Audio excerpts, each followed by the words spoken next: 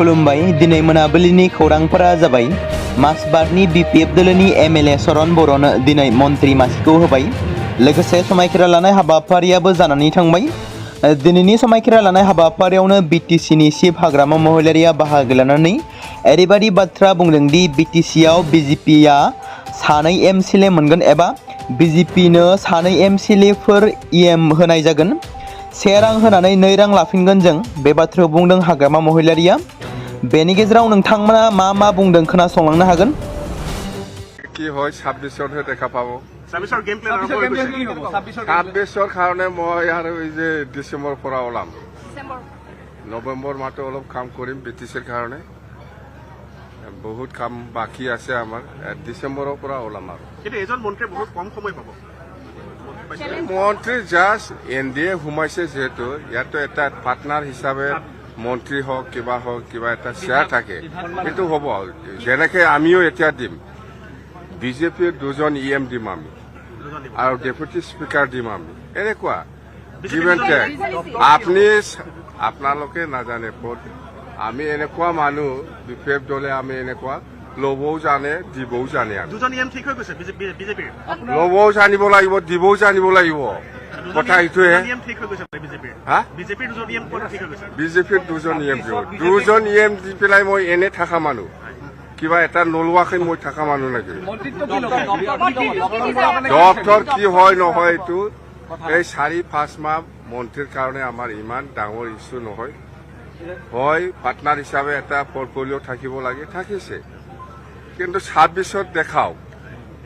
26টোহে আচল এইটো আলোচনা আৰম্ভ কৰাই নাই মুঠতে আৰম্ভ হ'ব অহাকালিৰ পৰা আকৌ আৰম্ভ হ'ব নাই এনেকুৱা তাৰমানে আমি এনেকুৱা আপোনাক 1 টকা দি পেলাই 2 টকা লোৱা মানুহ মই জানে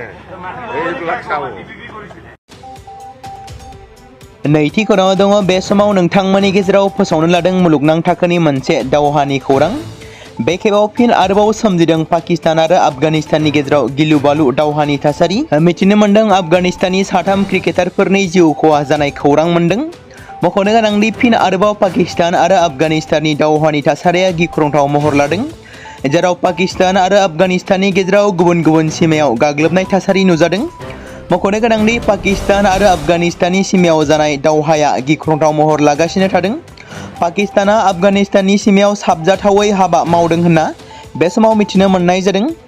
भारत आरो पाकिस्तानजों जानाय एखे जाथाय बादियैनो दावहा दोनथ'नायनि दसे समनि उनावनो पाकिस्ताना आफगानिस्तानाव गिख्रंथावै गाग्लोबनायखौ नुनो मोन्दों जेराव दावहा दोनथ'नायनि माखासे घन्टानि उनावनो खोला सानजा आफगानिस्तानाव पाकिस्ताना गिख्रंथावै गाग्लोबदों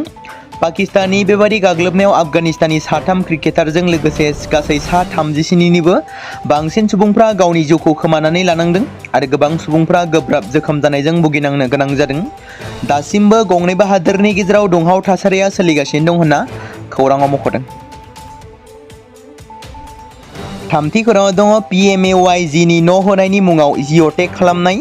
फट' खेबनायनि मुङाव GRS GPC सोरबा मेम्बारफोरनि रां बिनायनिफ्राय जानगाराव था 1 रांबो जिअ'टेग खालामनायनि मुङाव रां होनांगौनि गोनांथि गैया रायजो राजाफोरा मख'नो गोनां बाथ्रा दि मानगोनां हाग्रामा महिलारिनि बिथांनि सोरखार दानाया दान मोनसेबो जायाखै नाथाय PMAYGनि न'खौ लानानै गोबां बेले बेजे थासारि नुजादों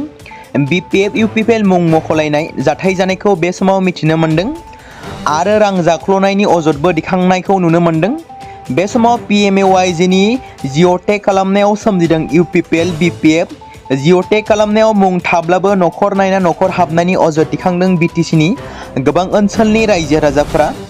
GRS GPSफोरा 200निफ्राय 500 रां लानायनि अजद दिखांदों गोबां रायजो राजाफोरा बिटिसिनि CM हाग्रामा महिलारि बुंनाय बादियै जायाखै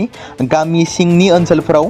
रायजो राजानि गेजेराव PMAYGनि न'खौ लानानै गोबां UPPL BPF मख'लायनाय जाथाय सोमजिदों माखासे ओनसोलफोराव मुं थासेयावबो जिअ'टेग खालामनाय सावगारि खेबनायखौ मावाखै राजखान्थि सोद्रोमा आरो GRS GPSफोरा सांग्रां जानो नांगोन। रायजो राजा नोंथांमोन मोनफ्रोमबो गामि ओनसोलनि रायजो राजाफ्रा बे समाव सांग्रां जानो नांगोन। जिअ'टेकनि मुङाव फट' खेबनायनि मुङाव PMAYGनि न'नि मुङाव GRS GPS सोरबा मेम्बारफोरा जुदि बेफोरनि मुङाव रां बिदोंब्ला नोंथांमोना गाव गावनि जिल्लानि जिल्ला मावख'आव आरो लोगोसे खौरांगिरिफोरनो अजद दिखांनो एबा अजद हरनो हागोन होनना बे समाव खावलायदों। जुबिन गार्गखौ न्याय होनो थाखाय BJPआ मय जुबिन आमिय जुबिन मुंनि हाबाफारिखौ लानानै गासै रायजोआवनो गोख्रों फिनजाथाय सोमजिहोदों। बेनि उनाव BJP दोलोआ बे हाबाफारिनि मुंखौ सोलायनो गोनां जादोंमोन, जेराव BJP दोलोआ दायो बे हाबाफारिनि मुंखौ सोलायनानै मय जुबिन अनुरागी आमिय जुबिन अनुरागी द्वन्द होनना सिनायथि होदों। मख'नो गोनांदि थांनाय 17 अक्ट'बर खालि गिबि मन्थ्रिया गावनो बे हाबाफारिखौ फोसावदोंमोन दि जेराव बिथांनि फोसावनायनि उनावनो दान्थे बिदान्थे जादोंमोन। मिथिनो मोननाय बायदिब्ला फैगौ 22 अक्ट'बर खालारनिफ्राय 26 अक्ट'बरसिम BJP दोलोआ जुबिन गार्गजों सोमोन्दो गोनां जर'खा हाबाफारिबो लाहार फाहार खालामदों। बे सानफोराव दोलोआ जयैनो गावनि मददगिरिफोरखौ लानानै ज' खालामनो बिथांखि लादों होनना मिथिमोनदों। पुलिसनि रादारनि सिङाव खामानि मावनानै बे बाराव ड्राग्स फालांगिरिफ्रा रेलगारिनि कम्पार्टमेन्टफोराव कफ सिराप जगायनायनि मोनसे गोदान आदब बाहायदोंमोन। बेनि उनावनो ड्राग्स फालांगिरिफोरनि बिथांखिया जाफुंसाराखै। जोबनायाव रेलवे पुलिस आरो RPF लोगोसे जायगानि पुलिसनि जथाय अपारेशनाव 90,000 बथलनि आयेन बेरेखा गुजुनाय सिराप बोखांनो हादों। बे बिबांखौ नुसुंसेनि त्रिपुरा रायजोनि जिरानिया स्टेशनाव जब्द खालामनाय जादों। बदरपुरनिफ्राय जिरानिया फारसे थांबाय थानाय दिल्ली फारसे थांनाय UP जिरानिया फुड ग्रेन्ड ट्रेननिफ्राय आगरतला GNP RPF आरो जायगानि पुलिसनि मावख'गिरिफ्रा मोननै कम्पार्टमेन्टआव सिग्रोमनानै गासै 6,000 कार्टन इस्क्यूब काफ सिराप जब्द खालामो, जाय कार्टननिफ्राय गासै 90,000 बथलनि कफ सिरापखौ बोखांनो हादोंमोन। सुलुंनिफ्राय मिथिनो मोननाय बायदिब्ला NR 30030010892 कम्पार्टमेन्टनिफ्राय 492 कार्टननिफ्राय 73,800 बथल आरो कम्पार्टमेन्ट NR 3103245704 निफ्राय 108 कार्टननिफ्राय 16,200 बथलफोर बोखांनो हादों। गासै 90,000 कफ सिराप बथलफोरखौ जब्द खालामनाय जादों। जब्द खालामनाय कफ सिरापनि बेसेना 1.78 लाख कौटि जागोन होननानै मिथिमोनदों। त्रिपुरानो बे बुरजा बिबांनि कफ सिरापखौ सोर जगायदोंमोन बेखौ मिथिनो थाखाय पुलिसआ नायबिजिरनायखौ जागायदों। काजिरङा नेशनेल पार्क आरो टाइगार रिजार्भनि फिल्ड डाइरेक्टर डक्टर सनाली घोषआ मुंदांखा WCPA केन्टन मिलार बान्थाजों मान मोननो हानानै गिबिसिन भारतारि महरै आइजो एबा जारिमिन सोरजिनो हादों। बे बान्थाया माहारियारि पार्कफोर आरो रैखाथि गोनां ओनसोलफोरनि दिदोमथि होनायाव गोदान बिहोमा होनायनि बाख्नायनाय जायो। बेखौ आबु धाबियाव IUCN बुहुमनां संरैखाथि कंग्रेसनि समाव अल कमिशन अन प्रोटेक्शन एरियाज थामहिनबा WCPA जों दिन्थिनाय जायो आरो जायफोरा हाग्रानि जिब जुनार रैखाथिनि सायाव मख'जाथाव गोहोम खोख्लैदों बिसोरखौ सिनायथि होयो। रौनिया हान्जानि सोद्रोमाफोरनि नखराव फेदेरनाय फोलावनाय बियो मिथिंगाजों मोनसे गोख्रों सोमोन्दो गायसनदोंमोन, जाय बिथांखौ हाग्रानि जिब जुनार संरैखायाव जिउ राहा बानायनो थुलुंगा होदोंमोन। केन्टन मिलार बान्थाया भारतनि मिथिंगायारि उनमोनथाइखौ रैखाथि होनाय आरो संरैखा खालामनायनि थाखाय बिथांनि एंगारनो हायै बावसोमनायखौ गनायो। बे समाव मोनसे गोनां फोसावथाय बर' सावथुन नायनानै मोजां मोनग्रा गासै बर' रायजो राजाफोरनि गेजेराव लानानै फैदों मोनसे बर'नि OTT प्लेटफर्म गोनां, जाय प्लेटफर्मनि गेजेरजों नोंथांमोना बर'नि गोदान गोजाम सावथुनफोरखौ नुनो मोनगोन।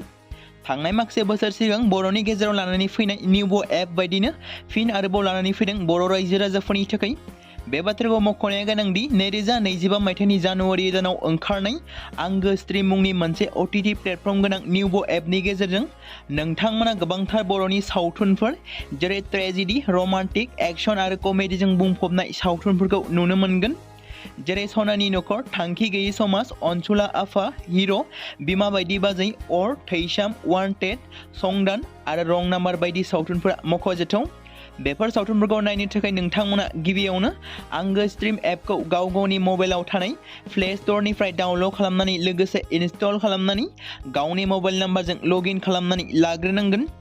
बेनि उनाव नोंथांमोना गोबांथार नुनो मोनै सावथुनफोरखौ गुगोल पे, फन पे आरो पेटिएमजों रं नाम्बार सावथुनखौ नायनो थाखाय 60 रां आरो संदान सावथुनखौ नायनो थाखाय 80 रां, वान्टेड सावथुनखौ नायनो थाखाय 60 रां, थैसाम सावथुनखौ नायनो थाखाय 60 रां बेबायदिनो गोबांथार नुनो मोनै सावथुनफोरखौ नायनो थाखाय सुबिदा खालामनानै होदों आंगो स्ट्रिम प्लेटफर्मा। फिन नोंथांमोननि गेजेराव फोरमायबावनो लादों बर' सावथुन नायनानै मोजां मोनग्रा गासै बर' रायजो राजाफोरनि गेजेराव लानानै फैदों मोनसे बर'नि OTT प्लेटफर्म गोनां, जाय प्लेटफर्मनि गेजेरजों नोंथांमोना बर'नि नुनो मोनै सावथुनफोर जेराव गोदान गोजाम सावथुनफोरखौ नुनो मोनगोन। बे बाथ्राखौ मख'नाया गोनांदि 2025 मायथाइनि जानुवारि दानाव दिहुनजानाय आंगो स्ट्रिम मुंनि मोनसे OTT प्लेटफर्म गोनां एपनि गेजेरजों नोंथांमोना गोबांथार बर'नि ट्रेजेडि, रमान्टिक, एक्शन आरो कमेडिजों बुंफबनाय सावथुनफोरखौ नुनो मोनगोन। जेरै रं नाम्बार, संदान, वान्टेड, थैसाम, अर, बिमा बायदि बाजै, हिर', अनसुलाफा, थांखि गैयि समाज, सनानि नखर बायदि बायदि सावथुनफ्रा मख'जाथाव। बेफोर सावथुनफोरखौ नायनो थाखाय नोंथांमोना गिबियावनो आंगो स्ट्रिम एपखौ गावनि मबाइलाव थाखानाय प्ले स्ट'रनिफ्राय इनस्टल खालामनानै गावनि मबाइल नाम्बारजों लगइन खालामखांनायनि उनाव नोंथांमोना गोबांथार नुनो मोनै सावथुनफोरखौ गुगोल पे, फन पे आरो पेटिएमजों रं नाम्बार सावथुनखौ नायनो थाखाय 60 रां, संदान सावथुनखौ नायनो थाखाय 80 रां, वान्टेड सावथुनखौ नायनो थाखाय 60 रां, थैसाम सावथुनखौ नायनो थाखाय 60 रां बेफोरबायदिनो अर सावथुनखौ नायनो थाखाय 60 रां पे खालामनांगोन। बेबायदिनो गोबांथार नुनो मोनै बर' सावथुनफोरखौ नायनो थाखाय सुबिदा खालामनानै होदों आंगो स्ट्रिम प्लेटफर्मा।